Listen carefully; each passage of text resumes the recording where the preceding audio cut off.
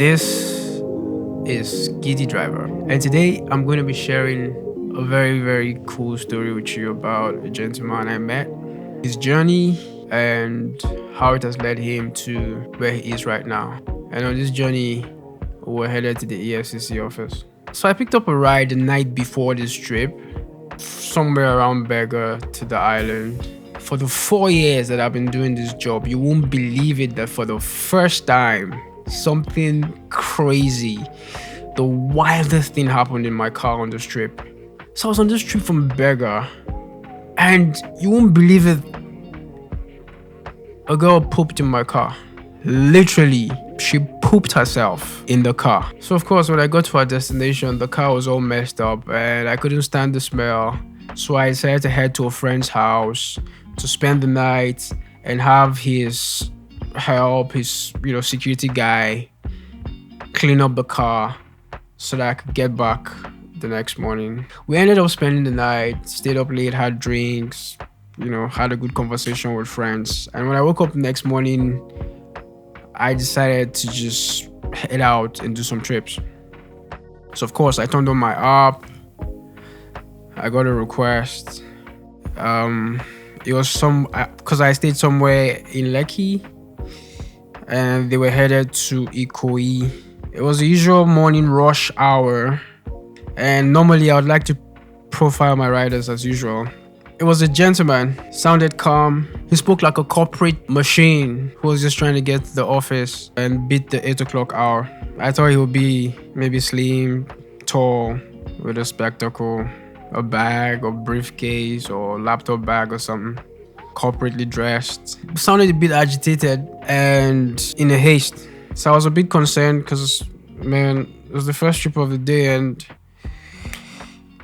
Wahala is something that I wouldn't like to get into this early. So I went to the pickup location, parked my car, waited patiently. But to my surprise, when the first person stepped out of the building, it was this very chubby guy. Man, he was really chubby, big stomach. He was one of those guys that looked like a Nigerian chairman, like a politician. Came out, got into the front seat, closed the door, and as I was about to take off, of course, we exchanged pleasant, "Oh, good morning, how you doing?" and back and forth. As I was about to take off, he said, "Oh, hold on, my brothers are coming." And then 2 other people stepped out of the building. One dressed very casually, and the other one was dressed up in like a native attire. Very clean, crisp, slim, looked like a businessman. And they sat in the back seat. So we took off. I looked at the destination. They were going to the EFCC office. That is the Economic and Financial Crimes Commission on Awolowo Road in Ikoyi. I thought to myself, one of these men are police. All my life I've hated the police. So instantly, the energy in the car changed. And maybe it started from me, maybe from them, but as we continued on the trip, the gentleman in the back seat was my major suspect because he kept irritating me. And we had like several clashes with traffic, and his comments just kept irritating me. Anyways, they had conversations back and forth about some loan and how whoever collected that loan had defaulted and actions were about to be taken against that person. I didn't really care. That's their business. Police business was none of my business. I just wanted to drive, collect my money, and go my way. I couldn't wait to drop them off. I didn't like police officers at all. I've had too many bad experiences. As we continued, it was a rainy morning. The rain had begun to drizzle. Everywhere looked a bit dark. The energy in the car was very off. It was tensed. They kept calling, making phone calls, having conversations back and forth. What are we going to do? Making plans about visiting a chairman somewhere in Owerri who they had to appease before the person took actions against whoever collected the loan. When we got to VI, an argument ensued. The guy in the front seat requested that the guy in the back seat must go into the office with him. And then the guy in the back seat made his argument that it wasn't like he was summoned to come to the EFCC office. that since the guy in the front seat is his guarantor and he was the one who was summoned to appear at the commission, he had no business going in with him and they had no business going in together. So they went back and forth arguing about that. And as soon as we got to the EFCC office, they finally agreed that the chairman, the politician looking guy, should go in by himself. And while he goes to look for something to eat. And as he got down from the car, the guy who was sitting beside me said, "Thank you very much." I said, "What's your name?" And I replied, and he said, "You're a good guy." He beckoned on the guy in the back, said, "Nonso, buy breakfast for him. He's a good guy." And Nonso said, "Okay, I didn't really care about the breakfast. I just wanted to split and go my way. Because, what the hell? I don't want to have breakfast with a Kelebe police officer." And I used to say, if any of my family members ever became a police officer, I'd disown that person. That was how intense my grievances with the police had gotten. Anyways, as we drove, he requested that I stop so he comes in the front seat. So he came down and sat beside me in front and requested that I take him to a decent restaurant nearby where he could have breakfast. As we got to the restaurant, he requested that I come in with him and he was like, "Come in and have breakfast with me." His tone and his manner of asking seemed like a 360-degree turn to the same person that was nagging and complaining in the car on the trip to Ikoyi. So I thought, you know what? I could eat something. I was actually quite hungry. And this was free food. How could I say no to free food? It's food. And the restaurant was quite good. So I agreed and we came down. When we walked into the restaurant, he asked me a very interesting question. Before now, no one had ever asked me such a question before. It was something that shocked me. And it was very direct. He said, "Are you a pastor?" I was shocked. Me? Pastor?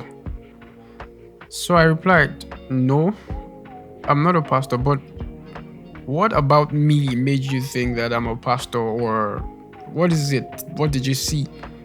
And he was like, "I don't know. It's just, I just feel like there's an aura about you that..."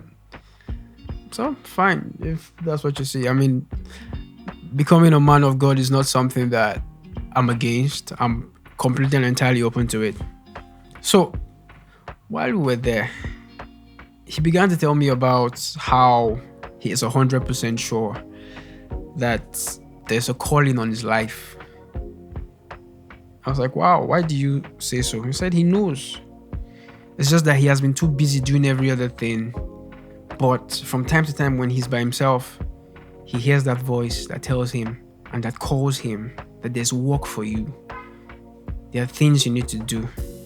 When we sat down and were served, he began to narrate to me a story about how he once met an angel. It was a bizarre story. He said he was in the university back in the day.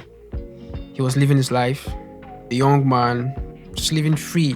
He was a smoker, he was a drinker, he had friends, they did wild things. And one day he was at the bar, drinking and smoking. And right across the bar, there was an elderly man seated. And he said they made eye contact the first time. And the second time when he looked again at the man, that the man beckoned on him to come, like called him over. In his mind, he was like, "Could be this one where they call me. Why you could just call me? I could just stand up from my..." It didn't make any sense. Why would I just stand up and come and meet you? And so he requested that they meet halfway, and he stood up, but he dragged his feet and kind of delayed and just until the man also got up from his seat and they met halfway across the room. He said while he walked towards the man, it seemed like everyone else in the room had disappeared. And all the voices, all the noise had been muted.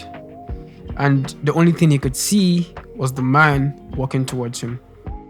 And when they finally met, he said the man said these words to him. He said the man was like very calm, direct and exact with his words. said, you need to stop drinking, you need to stop smoking, you need to change your life. He said after the man said those words, he turned around and walked away from him. He said he watched the man walk into the wall and disappeared. He said from that day, the smoking habit just fell off. He stopped drinking alcohol. But the one thing that he couldn't do was to change his life entirely and become a Christian in the way that he got the message in his mind. He said he got the message in his spirit. When the man communicated to him, he understood perfectly what the man was saying, what the angel was saying. But he couldn't just change his life to conform to what the angel had said. But he immediately stopped smoking and he stopped drinking. He said life continued that way. He went back to his friends. He didn't care about smoking anymore. It wasn't something interesting to him. But somehow, some way, they got out of school, came to Lagos. He was hustling. He did his best. And then he found a way to get a visa, and then he traveled abroad to the US, to the United States of America, where he wanted to go out and pursue a better life. And while he was there, he got into a lot of problems because the people who had helped him come over were actually scammers, and they did all sorts of things. He got into trouble, got arrested, got locked up. He was in jail for a while, for 8 years.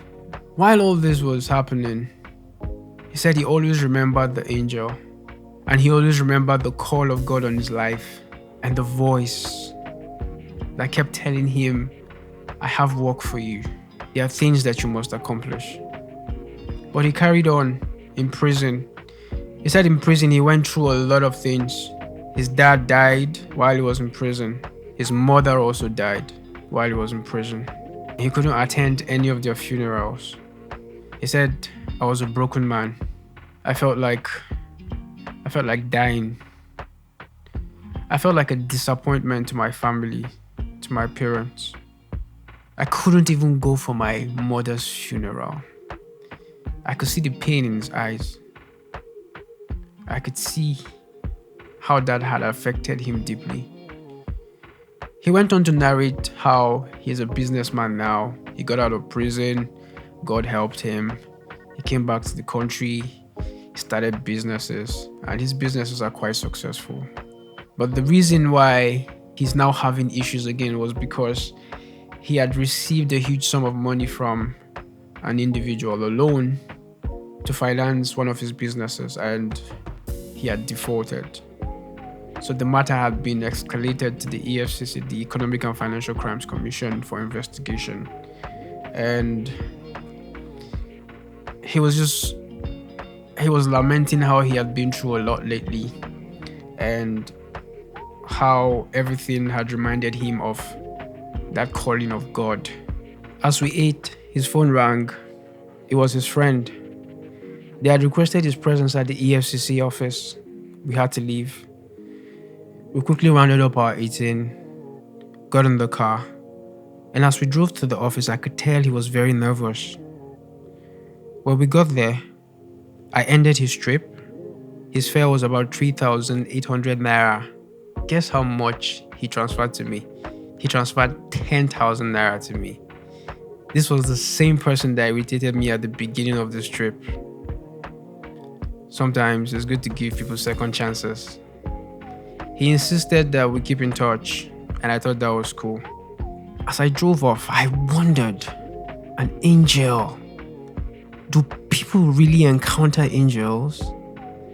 It was something that puzzled my mind. Or was this just some hallucination as a result of his smoking and drinking that day? Well, I don't know. Has any one of you ever encountered an angel before? Or do you know someone who has ever encountered an angel? If you have, please do let me know. Oh, I just got another request. And this is heading to Ikeja, which is close to home. Finally, I'm close to resting today. Anyways, let me focus on my driving, which means that I have to go. This is where I leave you guys today. Until I come back again with fresh stories, this is Gidi Driver. Peace.